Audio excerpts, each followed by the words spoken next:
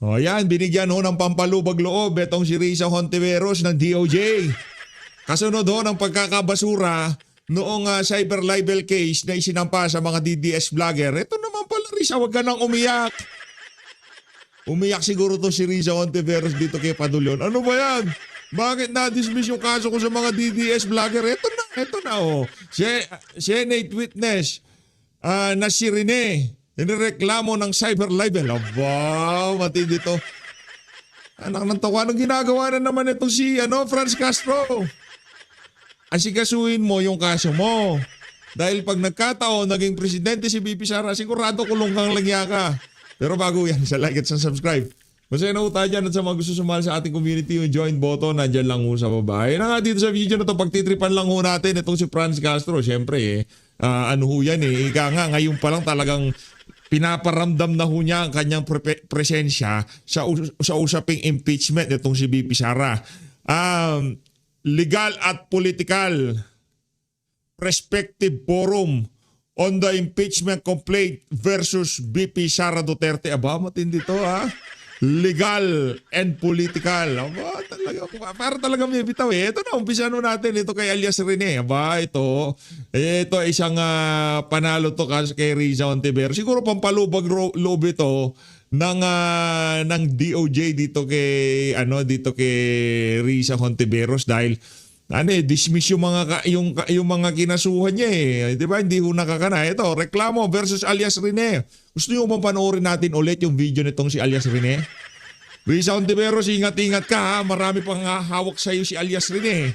Baka bigla ka na lang pumlakda sa kahiyan pagka lumabas na naman yung mama na yan. Naghain ng Department of Justice, DOJ, ng kasong cyber libel laban sa Senate witness na si Michael Maurilio alias Rene sa Pasay Regional Trial Court. Nako, para sinasabi ni Risa Hontiveros, alias Rene, ilabas mo na lahat ng nalalaman mo. Kung ako sa iyo, alias Rene, lahatin mo na. Kung meron kang picture at ebidensya laban dito kay Risa Hontiveros dun sa mga di umanong ginawa niya sa iyo, mga inalok niya sa iyo, mga nakuha mo sa kanya, mga text message at lahat-lahat pa, ilabas mo na yan. Naku, kung ako kay alias Rene, lalabas ko na lahat yan. This has been filed already in court. Saan ni DOJ Prosecutor General Richard Anthony Padulyon sa isang press briefing ngayong Biyernes, Feb 6. Palakpakan natin. Di ba kahit pa paano meron pang palubag loob itong si Risa Hontiveros. Consuelo de Boba. Matatandaan ang nireklamo ni Risa Hontiveros si Maurilio matapos ang kanyang aligasyon na binayaran umano siya ng senador upang magsalita laban kina dating Pangulong Rodrigo Duterte, Vice President Sara Duterte at Kingdom of Jesus Christ KOJC leader Pastor Apollo Kibuloy. Kita nyo naman ang mga ganyang klaseng aligasyon, hindi na ho bago yan kay Risa Hontiveros. Diba? Si Risa Hontiveros, kilala ho siya sa Senado. Talagang ho siya, kumbaga, pagka-tanim witness ang usapan, pagka-planted na mga witness ang na ho yan, ika nga, pwede tayong manghingi ng payo dyan kay Risa Hontiveros. Kumbaga, talagang yung track record niya pagdating sa mga ganyang klaseng gawain siya yung pinaka-expert sa pagdating sa mga ganyang klaseng usapin. Di ba, Senator Risa? Doon sa issue ng Parmeli, doon sa issue nung kay Kian de los Santos, dito sa issue ng kay Pastor Kibuloy. Every time na magkakanda kung magsasagawa ng hearing yan si Risa, lalo na pagka siya ang chairperson, anak ng towa, nagkakahindot-hindot ang Senado. Hindi ba hindi ba pwedeng hainan ng ethics complaint itong alin na to? Kasi sinisira niya ang reputasyon, ang napakaganda reputasyon ng Senado sa mga pinagagawa niya na yan. Anak ng towa, sitting senator, makakusahan ka na di umano nagbabayad ka ng witness para siraan itong si dating Pangulong Rodrigo Duterte, Vice President Sara Duterte, itong si Pastor Kibuloy. Di ba napakalaking kalokohan yan? Di ba napakalaking kabalbalan yan? Tapos gusto mo pa maging presidente. Anak ng tokwa, naloko na.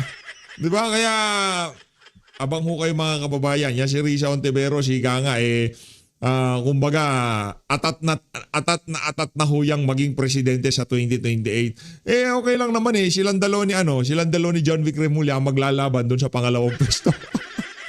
Di ba? Pangalawang pwesto panlalabanan nila kasi panalo na si VP Sara dito tayo kay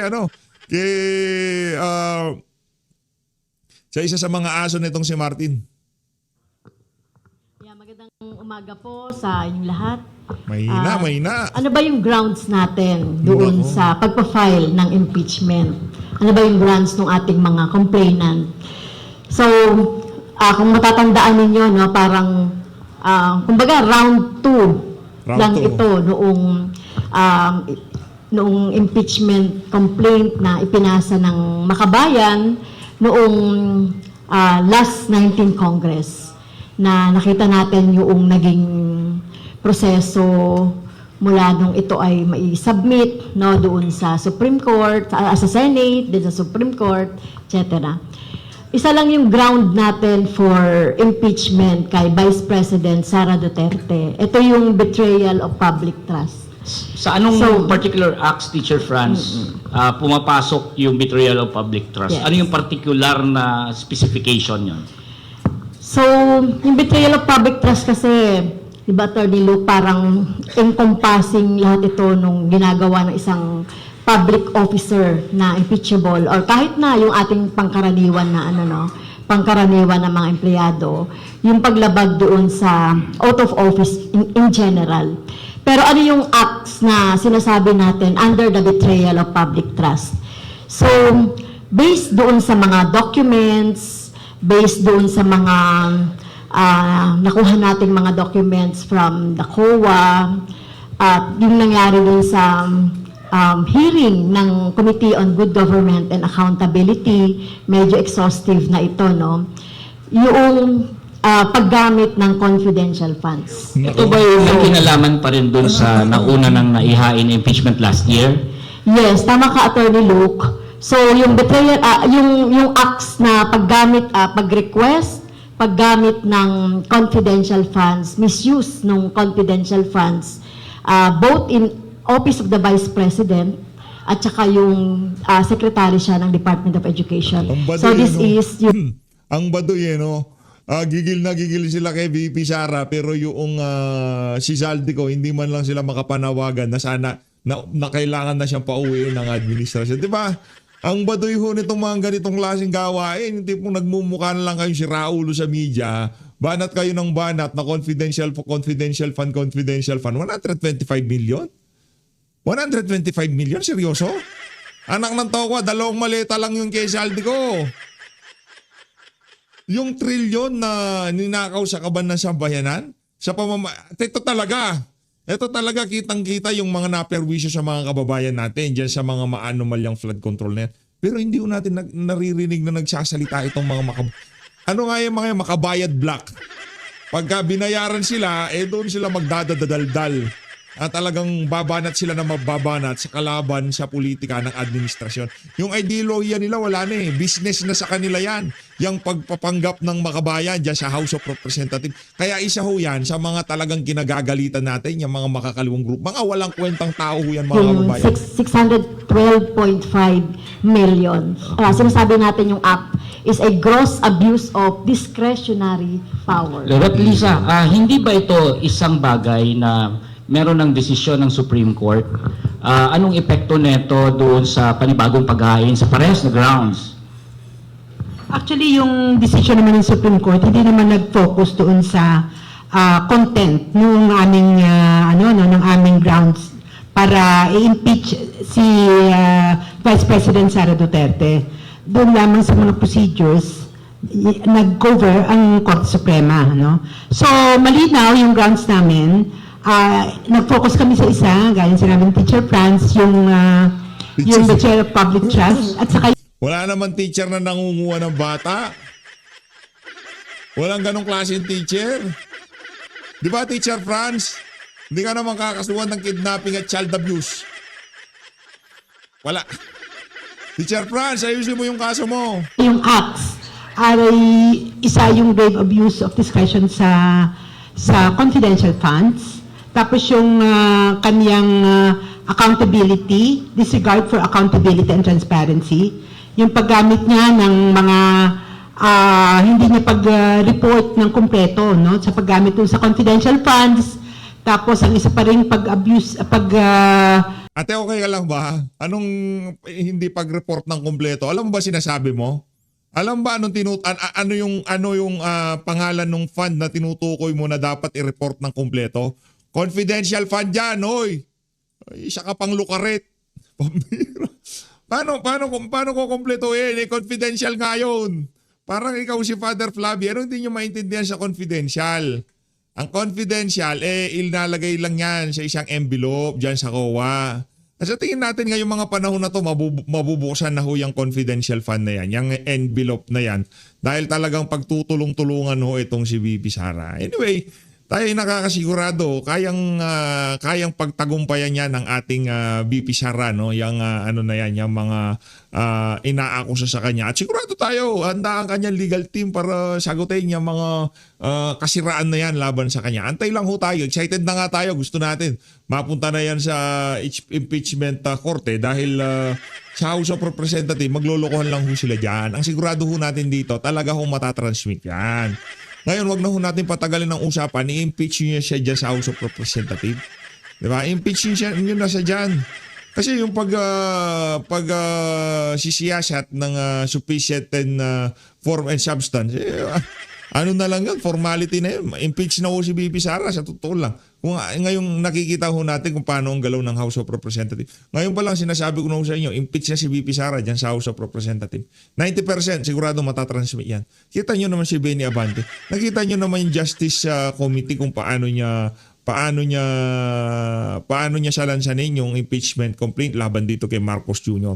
Nakita nyo kung paano kabayas yung mga miyembro ng Justice Committee dyan sa House of Representatives, di ba?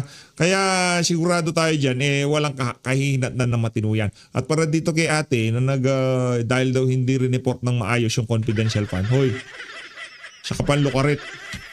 pag violate niya ng transparency and accountability, yung hindi niya o yung pag-uutos niya sa kanyang mga tauhan na magsinungaling, no, doon sa report sa COA, at saka yung disregard niya doon sa function ng Kongreso, Okay. na mag-fulfill ng oversight function. So ito yung mga acts impeachable under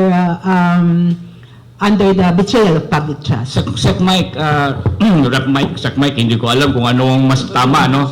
Sige, tama. Sige, Teacher Franz, may dadagdag kayo. Para lahat na sagutin ni Mike, no? Parang gusto lang natin linawin, Attorney Luke, no, sa ating mga nanonood, ano yung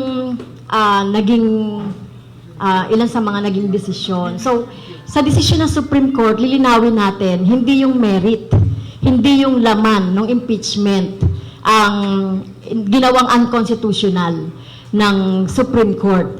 Ito yung fourth complaint na pinirmahan ng more than a third ng House members noong 19th Congress na ipinasa doon sa Senado. So yun yung yun yung dinesisyonan na parang merong problema sa technicality. Dahil yung pala sabi ng Supreme Court na parang na-actionan na yung first to three complaints kasi second yung complaint ng makabayan doon na in-archive. Pero hindi nakita, no? Kasi kami ina-assert pa rin namin yan na mas nauna yung ginawang aksyon doon sa fourth bago in-archive yung aming yung tatlo na complaint at saka yung pagbabago ng mga rules sa House of Representatives sa pag-i-impeach. So yun yung naging yun yung naging contention dun sa decision ng Supreme Court, yung technicality kung paano ito pinoseso. So yun, pero yung merit hindi pa napapag-usapan yan. So yun ngayon yung dapat na pag-usapan sa impeachment complaint round 2. Okay, Sec Mike, I'm sorry kung hindi ko alam ano ang tamang i-address sa iyo, secretary ba o congressman ba? Anong ginagawa Pero mo dyan, malinaw Bombay? yung paliwanag na kahit ito ay desisyonan ng Supreme Court. Anong ginagawa mo dyan, Kong Mike? Akala ko si Franz Castro lang makikita ko dito, pati pala itong si Kong Mike makikita natin. Kumusta na ba itong si Congressman Mike Defensor? Ako, bumilib ako dun sa shot call na ginawa nitong mama na to sa impeachment ni VP, nitong si Marcos Jr. Saludo, Kong Mike. Nag-make sense lahat nung sinabi mo nung narinig ko na nagsalita yung mga siraulong congressman nung tinalakay nila yung impeachment ni Marcos Jr. Ang galing. Na ano na niya, nanostra na niya, kumbaga na nakita na niya. Nanto ako, walang kahihinatnan to. Maglulukuhan lang kami dito. Di ba? Siguro sabi ko, maglulukuhan lang kami dito kaya wag na lang. Wag na kami maghain. Di ba? Court, ang decision was limited simply to the procedure. Yun ang ginawang unconstitutional and not on the merit, and that's why maaring mag-file ng panibagong impeachment complaint using the same ground kasi yan yung substance, hindi naman yan ginawang unconstitutional ng Supreme Court. Ano bang masasabi nyo dito? May sapat bang substance? At kung ano rin tingin nyo dun sa procedure ba, ito ay maitatama ba ng House of Representatives o meron kayong nakikitang defect sa panibagong impeachment complaint? Well, una sa lahat, magandang umaga to Nilok. Of course, sa ating mga kasama, Congresswoman Lisa and yung aking classmate din doon sa Kongreso, Congresswoman Franz Castro. Una, paggalang doon sa posisyon ng Makabayan Black, kasi sabi ko nga, at least sila consistent. Kasi hindi naman sila sumuporta kay President Bongbong Marcos, kay VP Sara. Ako, that time, I supported the two candidates as President and Vice President. Ngayon ang tanong, ano ba yung impeachable offense? Yung iba kasing grupo, ang panawagan nila, impeach Sara, pero hindi mag-impeach kay BBM. Ako sabi ko, mas respetado ko pa yung posisyon na yun. Let me clarify that position. Yung naging pagdinig ng Kongreso kailan lang, hindi ako privy sa eksaktong kaso na i-final na Makabayan. Pero ang i-quote ko si Congressman Egay Irice, ang sabi niya, hindi pwedeng nawala ng substance yung kaso because in the very first place, ang tinignan doon kagad is the culpable violation of the Constitution at particular dito yung budget na itinuro ng Makabayan. Kasi iba yung kaso na i-final namin eh. Hindi na kami pumasok doon sa pag-file muli. Pero sa kaso ng Makabayan, nag-file sila. At sabi niya, paano hindi mo makikitang may substance? Ang presidente ang gumawa ng budget. Ang pinag-usapan ba natin dito, impeachment ni Bongbong Marcos? Ni Bongbong Marcos. We could get into that. Yeah. We could get into Ano ko lang yung that. in relation to Inday Sara. So, nag-file sila, ang sabi, wala daw substance. So, sabi, hindi pwede yan. Kasi number one, siya pumirma ng budget. Siya yung nag-release ng budget. In particular sa unallocated funds. Kailangan i-determine ng palasyo, ng Department of Finance, Department of Budget, na may excess funds. Pero yung unallocated funds, inilabas nila yan Pebrero pa lang. Instead of end of the year, nasabihin, may pondo pa tayo. Pero nakakalungkot, pero ako naman, nasabi ko na to, i-dismiss yan ng Committee on Justice dahil from day one, moro-moro na yung naging tingin ko. Galing. Nung una medyo hindi ako kumbinsido na bakit hindi yain pa rin, di ba? Tatanggapin naman pala, yain pa din. Pero nung nakita na natin kung paano sinalan siya ng mga siraulong congressman yung impeachment nitong si Marcos Jr., doon natin na-realize, tama nga pala itong si Kong Mike. Palakpakan natin itong si Senator. Yan talaga, wala kayong chance maging senator niya sa 2020. Na nakikita natin napaka liwanag siguraduhin mo Kong Mike pagka naging senador ka na, anak ng toko, pagka nakita kitang sumapi kay Ping Lacson at dito kay Tuta Soto, naku, hindi tayo magkakasundo. Doon sa pagproseso nila doon sa impeachment against BBM. Ngayon pumasok itong kay VP Inday Sara. Okay, just to be fair, di ba? Impeachment process is a legal and political process. At sinasabi doon, at a certain point, yung constitutionally elected or mandated officials, hindi na sila makapag-function. That is precisely the legal principle behind the impeachment process. So yung legal, titingnan mo, yung political. Si BP Inday, ang kaso is 125 million pesos. Na sa ngayon, pending pa sa COA. In fact, naklear dyan ng 50 million pesos. Pero assuming, sige, tama pa rin, tingnan nila. Pero sana, tingnan din natin yung mismo kay BBM na confidential funds. Dahil kay BBM, that's 5 million pesos a year. O ilagay mo na 4.5 million pesos a year. If you divide that by 365 days, and si Congressman Franz ang nag-raise nito at that time, 11 million yung kay VP Inday Sara, di ba? Sabi niya, 11 million a day. Yung kay Bongbong Marcos is 12 million pesos a day. In fact, at the time that Bongbong Marcos assumed the position of president, ang natira pang intelligence funds was 2.5 billion. Na kung titingnan mo, umaabot ata yan na more or less mga 35 million pesos a day. Yung liquidation nila during that time. So parang sa akin, binabalansi ko lang. Di ba? Kung ako opisyal, okay, ito na yung nagiging proseso nyo, nandiyan pa kayo sa COA, may liquidation kayo. Ito yung problema natin sa flood control problem, yung corruption. We're talking about 590 billion pesos na nawawala. Sinabi ni Saldico, nagdiriyo ng pera, I think we have to weigh this carefully. Dahil talagang tingnan natin, sino talaga may sala, ano talaga yung problema sa bansa natin. In addition to that, yung confidential intellectual funds, medyo, ano yan na bagay di ba? As I've stated in the discussions that you've had, hindi siya basta-basta. I do not know how they will discuss that. Kasi alam ko, during the peace process, meron talaga may mga pinasok na pangalan, even at the time of Heidi Orak, mga basketball player pa nga eh. Nilalagay nila to hide the names of those included in the intelligence and confidential funds. At naging kaso pa yan, at that time, dahil may napatay sa Quezon, nung in-reveal ang name ni Speaker Joe De Venecia at that time, sabi na, hindi, labas ninyo, intelligence funds yan. Yung lumabas na pangalan, eventually, napatay siya because of that. So these are the nuances of that case. Nakakahiya para sa akin, bilang Pilipino, na yung pinuno ng korupsyon nakatakas. Yung pinuno ng korupsyon, hindi dumaan sa proseso ng impeachment na dapat siya ang dumaan at dapat siya managot. At yung Vice President naman natin, of course may problema, tatanggalin doon sa ganitong kaso. The budget always passes Congress. Kami nila Comasa, Kong Franz, we've seen the budget. Ngayon buksan ninyo ang budget ng DPWH. Ang unliquidated funds ng DPWH is maybe about 90 to 100 billion. Ang unliquidated ng DepEd is maybe 50 billion.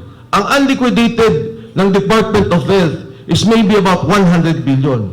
In fact, only this year, may nire-report ang COA, 1 billion na expired na gamot. So kung titingnan po yung kabuuan, ano ba yung dapat nating atakihin? Okay, without withstanding na yung prinsipyong pinaglalaban ng makabayan, hindi po yun ang aking sinasabi dito. Pero bilang miyembro ng Justice Committee at bilang mamayang Pilipino, nakikita nyo ang trilyon-trilyon, bilyong-bilyong nakuhan. Saan tayo tututok? Saan natin titingnan yung problema? Thank you, Atty. Sir Mike, babalikan kita dyan sa double standard. Kasi yun ang medyo parang lumalabas eh. Double standard dahil merong binasura yung impeachment kay Marcos, pero ini-impeach din si Sara Duterte, pero relatively ang presyo ay malayo. Yun yung parang gist, right, yung sinabi ninyo. Babalik ako doon. Pero gusto ko lang na tanungin sila Teacher Franz and Kong Lisa doon sa assertion ninyo na 50 billion na lang naman ang unliquidated. Si Lok yan ah. Ang ginagawa mo dyan, Lok. Si Lok pala to. Doon sa around 125 billion na unconfidential funds. Ano yung reaction nyo doon? Paayos ha. Wala, naging formal tong mama na to. Ano to barumbado magsalita tong si Lok Espiritu Well, although sinasabi mas malaki yung amount, pero dito tayo sa may impeachment ni Sara. So kahit na sinasabing piso man yan, 2 piso man yan, o 50 million, no, yung hindi maipaliwanag o unliquidated mula nung 2022, no, 2023, na dapat na ginastify. Kasi sinasabi natin dito sa ating impeachment na kahit na maliit lang 'yan, 'di ba? She should be accountable, no, doon sa million pa rin na pondo ng mamamayan na hindi maipaliwanag. So yun naman yun kahit na sinasabi Kasi kami sa Makabayan, nakita niyo naman kung gaano natin Makabayad, hindi makabayan. Langya ka, anong makabayan? Makabayad. sinikap na magkaroon na mai forward talaga yung impeachment kay BBM. Pero nakita niyo naman kung ano yung naging proceedings, di ba? So, tingin namin dito kay Sara Duterte ay medyo madali na kasi nakaraang panahon, nakaraang 19th Congress, very extensive na yung ginawang hearing with the authentic document from the COA, etc. na ganon. So, tingin ko wala sa ano yun eh, sa amount. Kung wala sa amount, magmumukha lang, kaya diyan kayo nagmumukhang si Raulo. Di ba? Sinasabi nyo, wala sa amount yan. Pero yun nga yung ika nga kinagagalit ng sambayan ng Pilipino. Bakit napakasigasig nyo doon sa 125 million, doon sa mali-malitang pera na di umano ibinigay. Ay, sabagay, amo mo nga pala si Martin Romualdez. Pagka kasi nagsasalita itong si Franz, minsan nadadala ko, feeling ko talagang makabayan para sa sambayan ng Pilipino. Sorry. Mali tayo. Congresa. Yes. Ang tingin ko may problema doon sa mga paliwanag per se, no? At Si Lisa yung mga Masa. paliwanag, hindi Lisa talaga na satisfy ang explanation. Lisa Masa. For example, doon sa 11 million na ginastos no, tama si Lisa Masa. sa kada isang araw no, ni Vice President. Si Lisa Masa ho ay dating naging cabinet ni dating Pangulong Rodrigo Duterte to eh. Ano nga kasi pwesto nito? Teka lang, hanapin natin. Duterte. At iba pa, no? So kaya nga kasama doon sa amin yung transparency, yung pagtatago niya doon sa mga kung anong totoo. Kaya nga gusto namin na ihapag doon sa hearing at saka sa korte, no? In this case sa Senado, no? Para mas malinaw at matanong siya kasi never siyang umapir at pinaliwanag talaga niya ng gusto yung mga katanungan ng taong bayan. Kasi nga, hindi yun yung tamang pwesto. Hindi yung in aid of legislation itong si Barbers, itong si Chua. Hindi yun ang tamang, yan, mag-i-impeachment. Haharap si VP Sara o yung abogado niya. Yun ang tamang lugar para sagutin niya yung mga paninira. Ang tungkol sa mga anomalya na to. So yung sinasabing paliwanag, hindi kami satisfied doon, no? At sa tingin nga namin, pinapaliko-liko niya at pinagtatakpan yung tunay na nangyari. Kaya kung haharap siya sa korte ng Senado, no? At saka doon sa hearing, mas matatanong pa at mas maliliwanagan talaga kung ano ang totoo sa mga nangyari. One last question bago Puro babalik ako kay... Attorney Brooke, sagutin ko lang yung sinabi ni Mike kanina. Yung security, noong mga informant, Okay. yung napatay. Kasi kung totoong hindi natin alam kung ano yung circumstansya kung bakit namatay yung informant na yon. Nakalagay kasi doon sa mismong joint circular 2015 nung paggamit ng confidential funds na kailangan maipaliwanag nila o maipakita talaga nila na halimbawa yung pangalang Mary Grace Piatos na totoo talaga. No? At yung security niya ay talagang talagang i-secure talaga. Walang ang tawag dito. Walang paliwanag ang makakasatisfy sa inyo na ibibigay itong si VP Sara para sabihin yung tama nga makukompromiso ang seguridad ng nitong si Mary Grace Piatos. So kung sino walang explanasyon na makakapag-convince sa inyo na totoo yan. Talagang delikado yan pagka ilinabas ang tunay niyang identity. Kaya ang atin dito, kahit ano pang sabihin itong si VP Sara dyan sa na impeachment na yan, hindi ko natin makukumbinsi itong mga to dahil nagpapalaki ng nagpapalaki ng kayamanan. Diba? Trabaho nila yan eh. Mga makabayad black dyan sa House of Representative. Trabaho nila yan.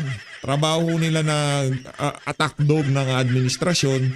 Especially pagka yung administrasyon nahuhututan nila. Nako, napakagaling tumahol ng mga yan. So, hindi ganun Hindi ganun yung nangyayari Tapos, paulit-ulit yung yung pangalan. Halimbawa, ito nga, nakakatawa. Yung isang informant, nung umaga, binayaran ng 50,000. Nung hapon the same day, o nung hapon, binayaran ng 100,000. May ganyan na isang informant lang. So ano? Parang gusto ko na ata mag-apply ng informant. Ano ko, ibubulgar ko ang kabulukan itong mga kamatayan black na to. Yun ang gusto ko. Kung Mike, gusto mo ba ng informant? Ako magiging informant. Ano pagkakaiba Joke lang, nung in-inform niya ng umaga o sa hapon? So bakit magkaiba? So yung may mga ganong anomalya. Yung rental, biro mo, 16 million na rental in just 11 days. No? Saan to? Anong safe houses ito na 16 million in 11 days? So yung ganun yung mga nakakatuwang at ito pa, yung katulad nung halimbawa, yung mga training ng AFP, inuutos ni Sara Duterte through Michael Poa na gamitin yon para justify yung mga ginagawang yung ginamit sa DepEd. So, yun, ang daming talaga, no? Ang daming anomalya. Na dapat Hindi anomalya tawag doon. O bakit? Teka lang ha. Sige nga. Bakit hindi natin kalkalin ang impeachment ang confidential fund ni Marcos Jr.? Kasi mas malaki ang confidential fund niya kaysa dito kay VP Sara. Ba't sinisingle out lang natin tong si VP? Di ba kayo naku-curious kung ano mga pangalan ang pinaglalagay nitong si Marcos Jr.? Malay natin, Mary Jane, Coca-Cola, di ba? Mga ganun yung mga pangalan ng mga nakay Marcos Jr. Di ba kayo naku-curious? Sinisingle out nyo lang itong si VP Sara eh. Di ba kahit gusto namin maniwala sa mga pinaglalaban nyo, kung hindi kayo consistent, talagang magmumukha kayong si Raulo sa sambayan ng Pilipino. Kagaya lamang ho nito mga kababayan. Mantakin nyo, ang yinayaw-yaw ho nila yung 125 million. Yung 4 na bilyon, correct nyo ako kung mali ako nasa humigit kumulang 4 billion na confidential and intelligence fund itong si Marcos Jr. Di kayo naku-curious? Pagka napagtatanto ng ating mga kababayan, yung mga kalokohan na yan ng mga taga-makabayan, na sila nagkakaroon ng bumbilya sa ulo nila na, oo nga no, parang merong mali dito sa mga siraulo na to. Papagano yung mga kababayan natin. Di ba, curious kayo dun sa 125 million, dun sa bilyong confidential fund itong si Marcos Jr. Pinagkikibit balik, alam ko na. Baka doon kinukuha ni Marcos Jr. ang pambayad doon sa mga tumatrabaho, sa mga kalaban nila. Doon sa confidential and intelligence fund nitong si Bangag, malamang sa malamang, siguro, pwede. Yung troll farm doon kinukuha ang pambayad. Siguro. Kasi mantakin nyo, no? Di ba? Nalusutan, nalusutan tayo nitong si Saldico. Pagpalagay na natin, hindi kasali si Marcos Jr. Benefit of the doubt yan. Hindi kasama si Marcos Jr. Bilyon ang nawawala sa sambayan ng Pilipino. Napakaraming ghost project. Tag dito, yung mga substandard na proyekto. Meron kang bilyong confidential and intelligence fund. Hindi mo nahuli. Ano ibig sabihin nun? Di ba kayo di ba kayo magtatanong kayo dyan sa kamatayan black? Anang nanto ko, Mr. President, ang laki ng confidential and intelligence fund nyo, bilyon. Hindi wala man lamang ho kayong nakuhang impormasyon kung sino talaga mastermind, kung sino ang nagnanakaw sa pera ng sambayanan. Ang problema, baka yung confidential fund ginagamit para pagtakpan yung pagnanakaw na ginagawa ngayon sa pamahalaan. Aray mo. Paliwanag yon kasi malabo talaga. So yun yung Meron na Ang malabo lang dito, Picture France, kayo. akong reserbang question pero babalikan ko, Teacher mo na Franz, lang, tungkol naman sa, kasi ito ay malapit sa puso ninyo bilang edukador yung issue ng pagkakaroon ng confidential funds sa Departamento ng Edukasyon. Pero babalikan kita, tatanungin ko muna si Sec Mike, doon sa naging posisyon nyo na maliwanag naman na ang Makabayan Block, impeach both dalawa. Impeach si Marcos, impeach si Duterte, and I'm pretty sure nagagalit din siguro sila, puprotesta sila bakit binasura ang impeachment kay Marcos. So that relates to the Tayo mga ano, sa tingin ko ito naman si VP Sara, hindi naman siya nagagalit kung bakit binasura niya yung ano yan, yung impeachment laban dito kay Marcos Jr. Personally, di ako nagagalit. Anticipated na natin kumbaga nabuksan yung kaisipan natin noong nagsalita itong si Kong Mike na walang kahinat na yan, naglulukuhan lang tayo dyan. Di ba? Doon pa lang sa Justice Committee, talaga sisibakin na yan. Double standard. Do you take the same position as the Makabayan Bloc? Na since ito ay pinag-uusapan naman natin ang public office is public trust, kung i-impeach nyo si Sara, dapat impeach nyo si Marcos. So if those conditions will obtain, are you okay now na matuloy ang impeachment kay Sara Duterte? Una, ang sinabi ko na nga from day one, openly sinabi ko, I respect the position of the Makabayan Bloc and they are being consistent. Okay sa akin yan, respetado ko yung position na yan. During the filing nga nung kay BBM, tumatawag ako sa kanila. Ano ba nangyari? Hindi daw tinanggap, nagko-coordinate ako. Para malaman namin kung ano yung gagawin namin. Pero ako, tingin ko talaga, and I'm not referring to the Makabayan Bloc, I'm pointing to the administration. Political tong ginagawa nila kay VP Inday Sara. Dahil from day one, ang sinasabi ko nga, huwag natin idamay yung Makabayan Bloc because Makabayan Bloc, whether the administration will point to her or not, will file that case. Kahit na kayo administration, pinailan nila yung case. So, consistent. Ang ayoko yung ibang grupo. Nag-file doon kay VP Inday, pero doon kay Presidente, hindi. Pwede mo bang mapangalanan ng grupong yon? Hindi, nakita naman sa video Pero kasi di ba, ang linaw, political para sa akin 125 million pesos, hindi naman pondo ng Vice President yun. Binigay ng Presidente kay Inday Sara. Ang may violation pa doon ng Constitution is the President himself. Because contingent fund yun. Pagkatapos of the 125 million, nabusisi, hindi, again, I'm not referring to people, but yung Kongreso, binusisi, talagang tinira nila. Ang sabi lang naman ng Korte ka lang, pending pa to sa Commission on Audit. And then, if you look at the other confidential funds, and I'm referring to the confidential funds of the President, may 2.5 siya noong December 2022, tapos along 2023, 2024, 5 billion. So, kung magbubusisi... Yeah, 5 billion? Imagine, 5 billion? Kakalgalin natin yung 125 million. Pagka hindi kayo nagmukhang mga siraulo, kayong mga taga-kamatayan dyan, pagka talagang tinulak nyo yung impeachment na yan, anak ng tokwa, oras-orasin ko, ilalagay ko dito sa gilid na to, yung confidential at intelligence fund nitong si Marcos Jr. kada taon para ika nga ma-remind sa sambayan ng Pilipino kung anong klaseng kabalbala ng ginagawa nila dyan sa Kongreso. Pusisiin natin yung lahat. Ready natin yan. And then if we look at the problems of the different corruption of the different agencies on unliquidated, wag mo lang corruption, unliquidated funds. Kasi yun naman ang kanyang naging problema, yung liquidation process. Sabi ko nga, DPWH lang Kung 100 billion, meron yan. DOH, 50 billion, meron yan. So, pag tumaan tayo sa isang impeachment process, ang tanong, ito bang taong to makapagsilbi pa ng tama sa amin? Diba? Ito ba may gagawa pa sa amin?